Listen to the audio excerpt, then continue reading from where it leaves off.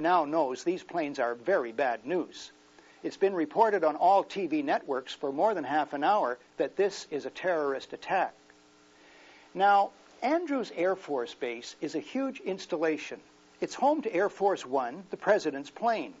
It's home base for 2 combat-ready squadrons of jet interceptors, mandated to ensure the safety of the U.S. Capitol. Andrews is only 12 miles from the White House. On September 11th, the squadrons there are the 121st Fighter Squadron of the 113th Fighter Wing, equipped with F-16s, and the 321st Marine Fighter Attack Squadron of the 49th Marine Air Group Detachment A, equipped with FA-18s. This information was on the website of the base on September 11th. On September 12th, Andrews chose to update its website. I find it odd that after the update, there's no mention of the F-16 and F-18 fighters. The base becomes, according to the website, home to a transport squadron only.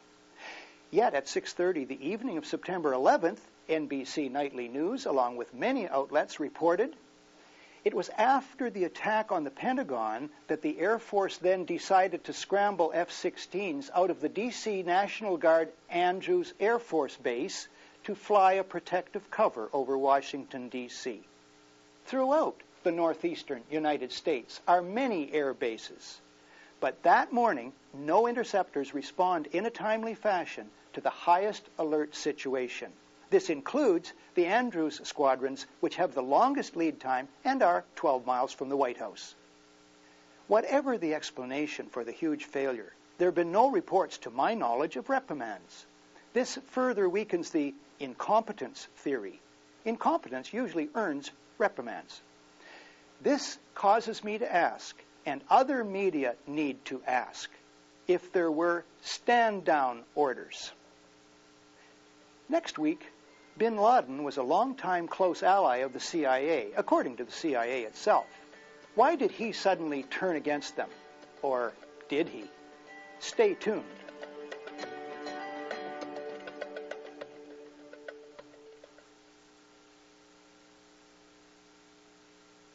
Osama bin Laden is not an easy subject.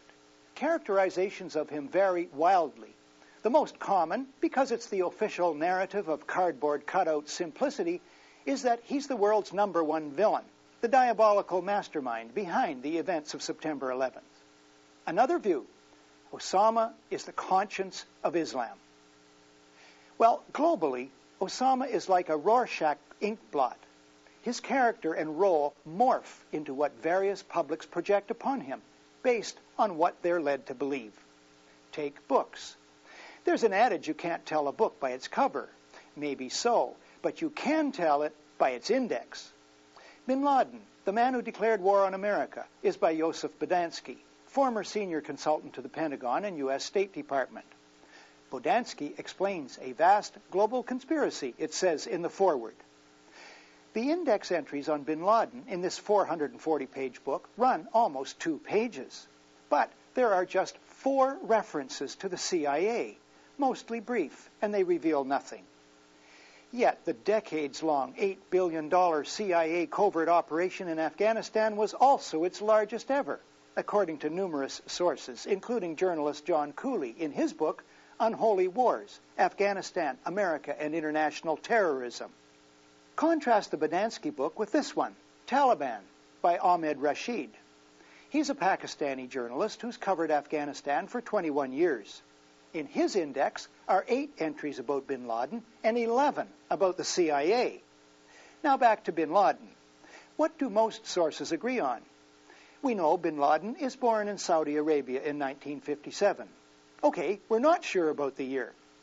His father becomes a close friend of the king and fabulously wealthy. Bin Laden Corporation becomes one of the largest construction companies in the Middle East. In this business, you're dealing with the Pakistani intelligence, the ISI, Saudi intelligence, the CIA. With his family's blessing, Osama becomes closely associated with the CIA in the Afghan war against the Soviets.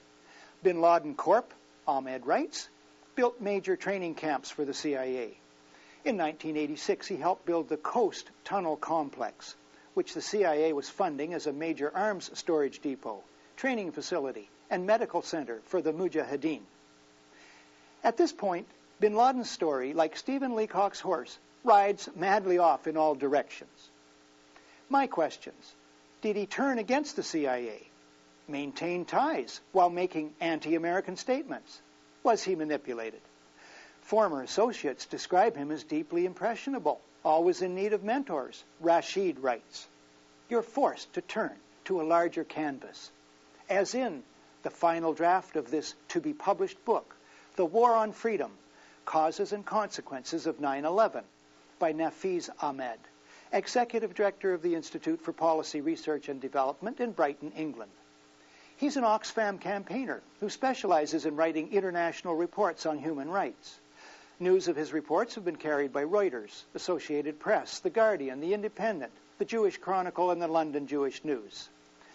Ahmed writes that bin Laden is merely a piece in a chess game.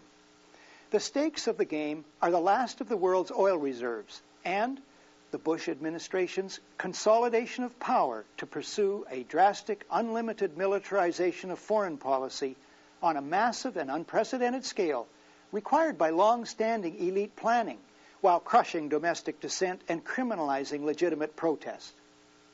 I believe that if we shrink from testing Ahmed's overview and accept only the headlines of the day, we will fail to see the forest for the trees.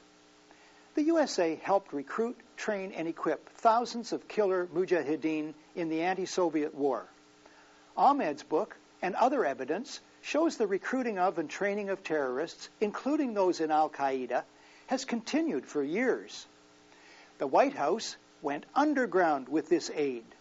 This is detailed in the 1993 book, The Outlaw Bank, A Wild Ride into the Secret Heart of BCCI.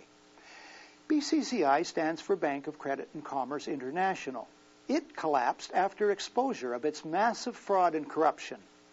The book's authors are Jonathan Beattie and S.C. Gwynn. Beattie was an investigative reporter and senior correspondent for Time magazine. Gwynn, Time's economics editor and author of Selling Money.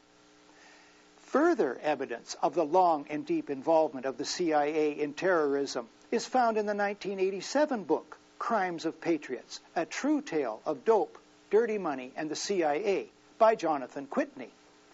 Whitney, at the time, had been a Wall Street Journal reporter for 16 years.